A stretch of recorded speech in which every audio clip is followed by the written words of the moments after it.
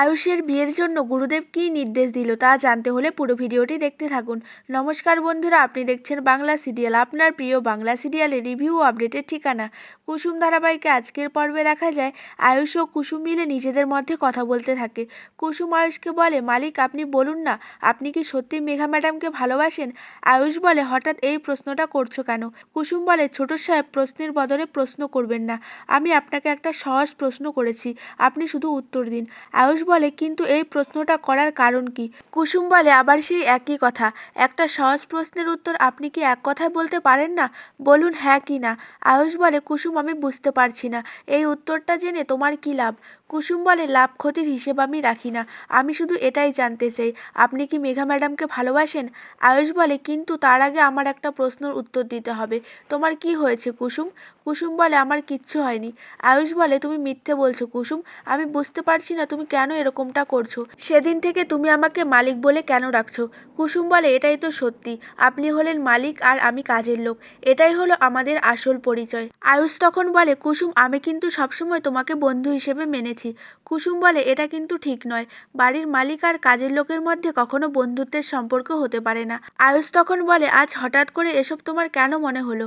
কুসুম বলে, হ্যাঁ আমার অনেকটা সময় লেগে গেছিল, তবে দোষটা আপনার নয় আমার। আয়ুষ বলে, কুসুম তুমি আমার সাথে এরকম ব্যবহার কেন করছো, যেন আমি তোমার থেকে অনেকটা দূরে চলে যাচ্ছি? কুসুম বলে, সেটাই তো স্বাভাবিক ছোট সাহেব, আপনি বাড়ির মালিক আর আমি বাড়ির কাজের লোক।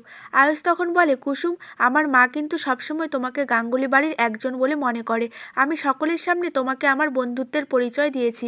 কুসুম বলে, আপনারা বড় মনের মানুষ, সেজন্যই তো আমার মতো একটা কাজের মেয়েকে আপনারা সম্মান দিয়েছেন।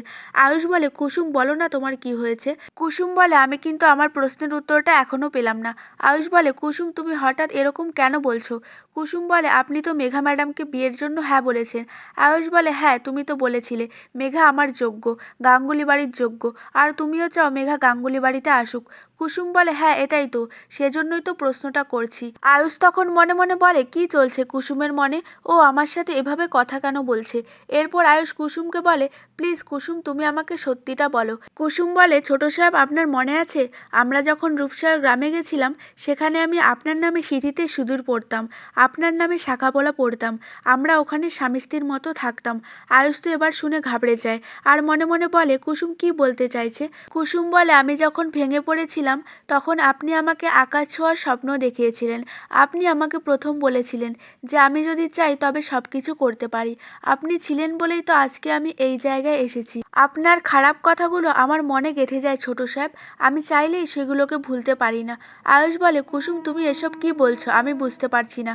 কুসুম বলে, আমি এতদিন ভুল ভাবতাম যে আপনি আমার মনের কথাগুলো বুঝতে পারেন, আপনি আমাকে মিথ্যে বলেছিলেন ছোট সাহেব, আমার সঙ্গে কি চলছে আমি কি ভাবছি আপনি কিচ্ছু বুঝতে পারেন না। এই বলেই তো প্রচণ্ড কাঁদতে থাকে। তখনই মেঘা সেখানে আসে আর আড়াল থেকে কুসুমদের কথাগুলো শুনতে থাকে আর মনে মনে বলে, বাহ মালিক চাকরের তো প্রেম বেশ জমেছে। দেবলীনা ঠিকই বলেছিল, এই গাঙ্গুলি বাড়ির ছেলেদের স্ট্যান্ডার্ড একদম নিচে। ইন্দ্রাণী গাঙ্গুলি যদি এটা জানতে পারে যে তার ছেলে বাড়ির কাজের লোকের সাথে প্রেমে পড়েছে, তাহলে তো কেলেঙ্কারি হবে।